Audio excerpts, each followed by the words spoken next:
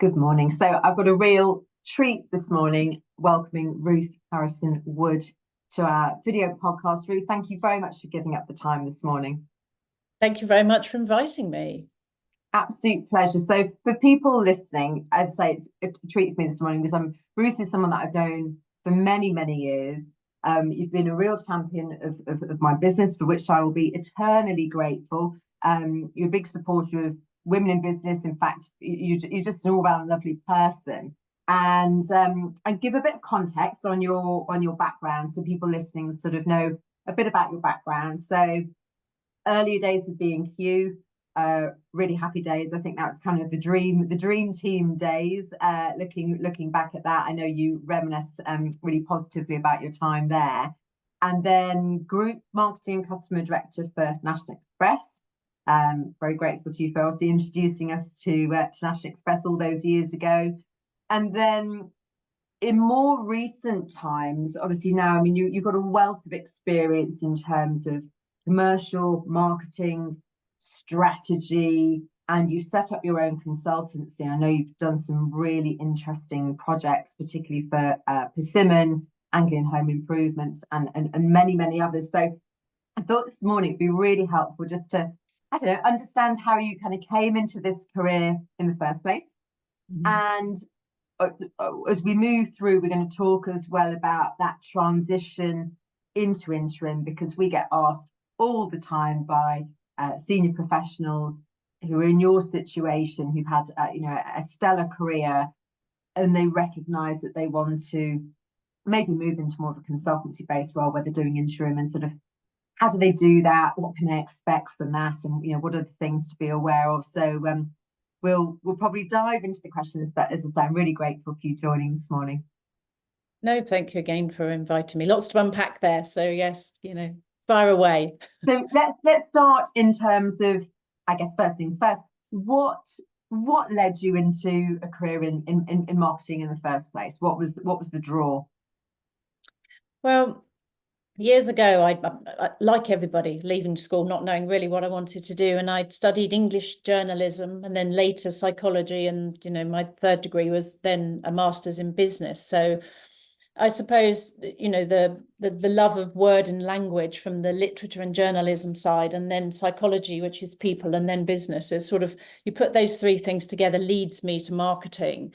And from a strategic point of view, I cut my teeth in pharmaceuticals. So my career has spanned a lot of businesses. You talked about B&Q there, but I started out in the pharmaceutical industry, did a lot within retail, construction, and travel and tourism, and I'm quite well known now for transport and tourism and travel. So cutting my teeth initially in the pharmaceutical industry with commercial roles and sales roles, it teaches you about goals and about strategy, and that's the numbers piece. So I suppose for me, I always knew that you had to have something to aim for. So when I sort of found marketing, which is the fun part of business, you get to be creative, you get to work with the customer, and it pulls together my strands of, psychology of, so that's kind of how marketing came about, knowing that, I started out knowing that there was a goal that you always had to aim for. So when I started getting sort of slightly more senior within roles, within businesses, it was, we need to make more of marketing. We need to make sure that if if we're doing sales, it has to be the right thing to the right person. And it just led me into marketing, and it just became a love. So I suppose with what I studied, my career chose me as opposed to me choosing it. And you mentioned 3 degrees there, and if I remember correctly, do you say you're studying for a PhD as well at the moment? Yes, well, in your spare time. One of the reasons for doing interim is because I'm always studying, I'm always learning.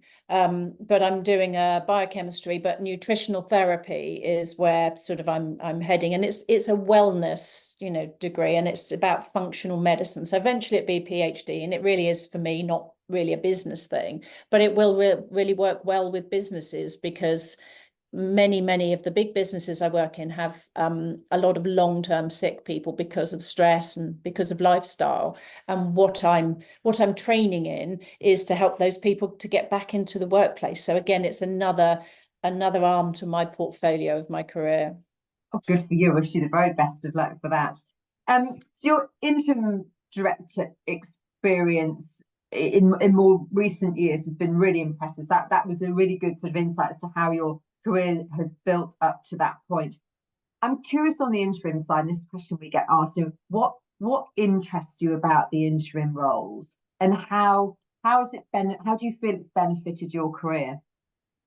So flexibility, I guess, is the main thing with interim for me. And I've always really done contracts. I mean, even when I started with B&Q, I came out, that was a contract role. They asked me to stay around and I ended up staying for 8 years. But previous to that, I had done 4 one-year contracts because for me, flexibility, I mean, I have 2 children. I have parents. We had a conversation earlier. I had ailing parents, you know, at one stage. And so being able to have the time to spend time with them and to be able to work. And that's what interim gives me, is that I know I've got an amount of time and then I know that there's an end to it. And then I get my time back to either do my studying, to spend time with family, to do the pastimes that I want to do. But also I'm quite curious, and I think I said my career chose me, but I've never really wanted to do for anything specific. I have a portfolio career, which means I do lots and lots of different things. So interim allows me to move from business to business. I'm quite high energy and I bring a lot of thoughts. I ask the right questions. So it's ideal when I go into a business that I'm only going to be there for an amount of time, to be a bit pokey, to get them to think differently, to get the right team around, you know, whatever it is that we're fixing or changing, and then I exit. So, you know, it sort of works for me, I suppose. You know, you say my career was impressive, but, you know, I've worked with really impressive people.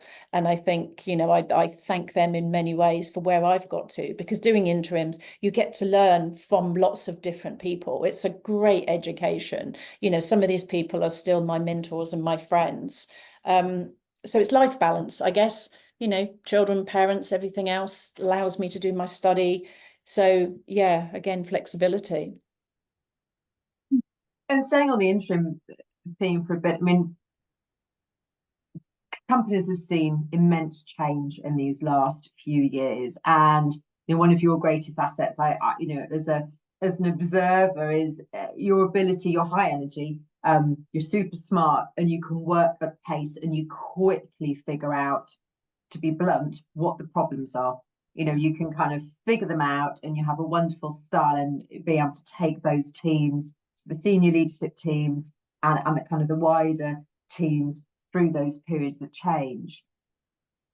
How do you help guide those businesses through the change? Because we've seen more change in the last few years, in terms of marketing, customer, digital, etc. You know, how do you do it? How do you guide them through this period of change? Yeah, big question, not one size fits all. If we look at the big changes, the sort of the COVID and the Brexit and those sort of things, I mean, it's made such a marked change for, you know, the economy. We went into a recession, or we slipped, as somebody said to me, into a recession last year, and then we popped out at the beginning of this year. Makes it, you know, sound quite like a nice thing, which it really isn't. But I suppose for me, you know, I've had quite a lot of years, so I've seen this come and go. It's not my first recession. We had one in 2008, didn't we? Which was the predatory lending one, and then 1991, which was very early in my career. But, you know, that was all to do with the invasion of, you know, Iraq and Kuwait, etc., and oil prices. So I've seen it come and go. So I know that you need to have patience and you need to pace yourself. So when I work with businesses, I use my experience and just, you know, help them understand how other businesses have done it. As an interim, what we bring is experience from many, many businesses. So when you go into a business, they're always interested in, how did this business do this? I can bring all of that with me. So navigating it is just helping them have some patience and help them strategically look to the future. When a business is in turmoil, it tends to look inwardly, and it tends to, what do we need to do? And my role is to go in and say, let's have a look out the window. let's see what customers are doing. Let's see what people are doing out there. What are other businesses doing? And help them think differently and say, you've got some lean time, you've got some downtime. Let's start planning. I'm working with some SMEs at the moment as an NED. And what we're doing is helping these businesses that aren't making as much money as they want to plan for the future, start looking at their ESG, which, you know, is coming down the track and we all need to have it. So when we have lean times, it's around, let's look to the future. Let's not look to now. Let's hunker down. You have to do what you have to do. Sometimes there's some reorganization, and that's a core skill of mine. Again, that's why you bring an interim in, is for them to take the pain for you. But it's, let's look at what we can do now, but let's really have a look at what's happening in the future and what's coming down. Let's build a new pipeline. Let's diversify. I'm doing some stuff with car manufacturers at the moment. And again, it's about helping them think differently, because they're saying, what's our competitive set doing? And what I help them understand is it isn't around people buying cars. It's, instead of buying a car, are they having a big holiday? Are they paying the school fees? I mean, you know, this is a big thing that's coming down the line as well, putting, you know, VAT on school fees. So understanding what the competitive set is, again, getting them to look out the window, which is what I always say to them. Let's look at what your customers are doing elsewhere. Let's not panic. Let's not do anything drastic. Let's just start doing it at a pace, and at a slow pace. And, you know, bring in an interim. That's what interims are for. It, you know, it doesn't always have to be me. It can be someone that you say, let's have a look at someone from a different industry. So businesses nowadays that only want to recruit within their own industry will be a failing business, because yes, you're I don't know, a car manufacturer or whatever you are, but let's go and pull in from elsewhere, because they've got some different ideas. They've got some diversification that you can use. So navigation is hunker down, do what you can do, reorganize if we want to, but actually let's just see what everybody else is doing. There's no such thing as a new idea. And strategy is just around, how do we get there and how do we take this business there, and let's put the steps in place. Having that Patience, broad I suppose. perspective, isn't it? That, you know, that's what you're bringing, is you've got experience of many different sectors and lots of companies within that. You can add massive value as you go into these companies in terms of giving them a completely different perspective. Yeah, and really they need to use this downtime to start looking at what they need to do, and it is trying to get them to understand that it's a good thing. It really, you know, it's not great that we're not making so much money, but you've got some time. You know, we love it when we're making loads of money, but no one's got any time because they're crazy running around, you know, servicing that. Yeah. But when you've actually got some downtime, use that time. It's a bit like being an interim. When I'm not working, use that time to rethink what you're doing. So yeah, mindset. Yes, and that, I mean, that's really good, isn't it, in terms of that planning. And, you know, the next thing we're going to talk about is the priority for these senior leaders, you know, whether that's commercial marketing strategy, but the kind of that senior leadership, you know, what do you think might or should be the priorities that people focus on over these next few years? It's not new, but it really is the brand reputation and loyalty. So lots of businesses still think a product is king, but really it's around who you are and what your story is. There's so many other business out there can sell what you do cheaper, better, quicker, etc. You have to stand for something. So when I work with commercial and with marketing teams, it's, what is our story? What makes us different? People buy from people they trust, people that they care about, people that you know they love even. So how do you get that brand love? And you know, that's got to be data. Again, this isn't new stuff. It is data-driven marketing, and therefore the new stuff that's coming down the line, which is your AI, your artificial intelligence, start building that in now. That helps with the personalization, working with a business that uses it for dynamic pricing. So knowing at different times of day that they can have different prices. You know, it's not a one size that fits all. Use data, know your customer, use data. Bots are fantastic. I mean, customer service, if we're looking at brand reputation, if you can use your bots and your artificial intelligence to make that customer service, you know, the thing that you are known for. Because what do we all look for when we're buying online? Can I return it? You know, is there a great customer service behind it? Start being known, you know, to be the person that gives that amazing service, and people will come back to you. Content creation as well with AI. So what have they got to look to for the future? Chat GPT. I mean, you don't need me anymore. You don't need a marketeer. You can just go online and say, write me an advert to sell this product to this group of customers, and it'll do it for you. Generative AI, machine learning. We have to get ahead of this curve, you know, build it in now. And, you know, fish where the fish are. A very great mentor of mine told me that probably 20, 30 years ago, and it's still the same. So senior leaders need to know where their customers are, and their customers are mostly on social of one kind or another. So connecting with those customers, building your brand awareness across all of those touch points, creating excellent customer service, not just customer service, and watching the trends. As a great, I don't know how new it is, but it's called Be Real. It's the French version of a social media platform, and it's about unfiltered moments. It's fantastic if you're that kind of brand that feels that they want to be real. The car industry, again, Twitch, it's a gaming and sports platform. So it's about, you know, it's not just about Instagram, etc. It's about all the other ones. Where can you find your niches? Where can you find, you know, your customers? Give them great service, and, you know, ensure that they know what you're about as a brand. And when we've always talked about, you know, increasing brand reputation and loyalty, influencers is huge. Really, really huge at this moment in time. Businesses can be spending up to 20% of their marketing money on influencers, because again, people buy from people that they trust. We've always had earned and owned and paid media. We now have reciprocal media as well. So commercial teams, marketing teams, know your customers, have the great brand story, and get on board with AI. It's, you know, as simple as that. You're so right. Interesting you mentioned about the brand and loyalty piece. I look at the last few briefs, that the marketing director briefs that have come in, and they've all had a kind of core piece around the brand, you know, brand strategy, brand awareness, reinvigoration, depending on kind of the situation they're in. And interestingly, loyalty is very much back on the table for 2024. We've got a couple of live briefs where they're going to be either sort of reinvigorating the loyalty scheme or issuing, you know, setting up new loyalty programs. So there's marketing budget money going into those two areas. So you're as ever spot on with that. So that's going to be the thing for 2024. I think will be the brand and loyalty within those briefs, and content. That's a key piece.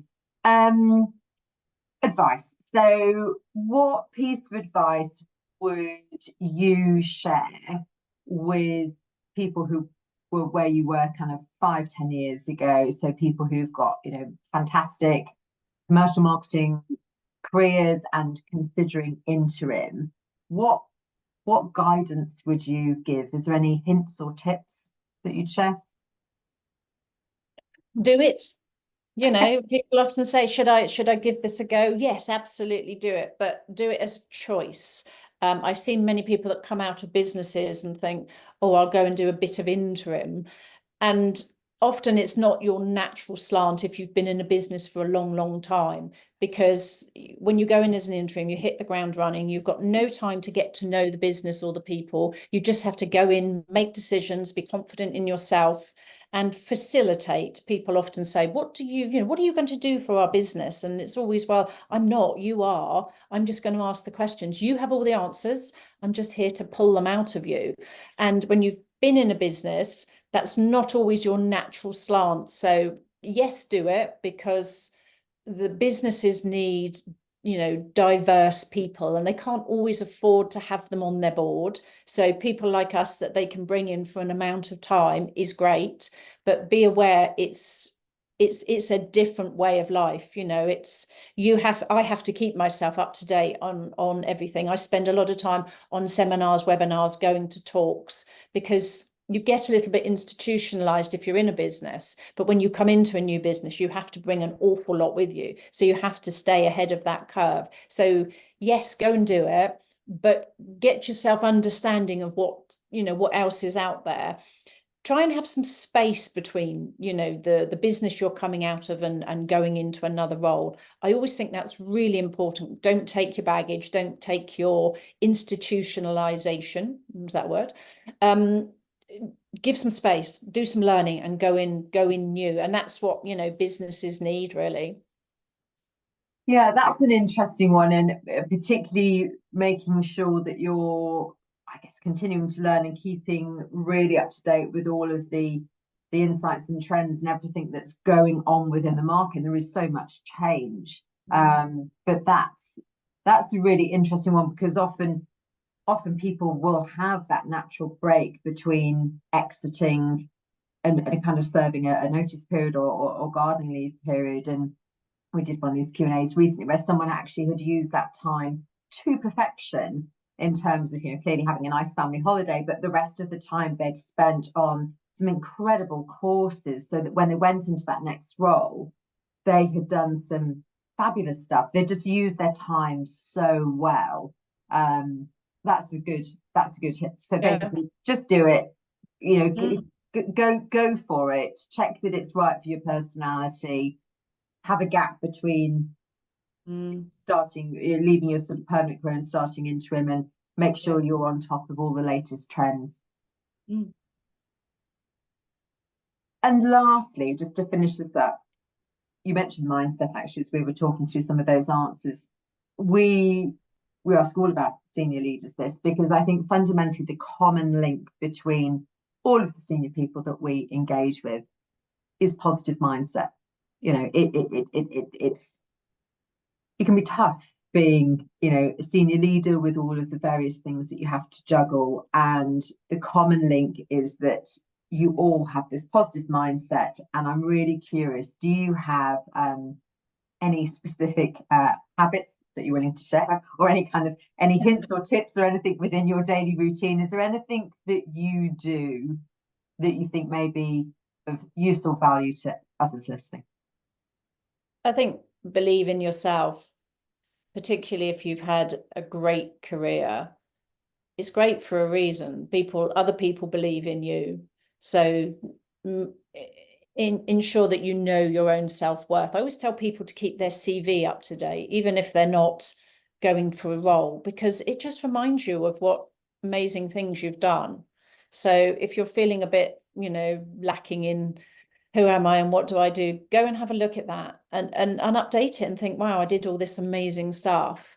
And just make sure you're doing what you love. For me, one reason I'm resilient is because I love what I do.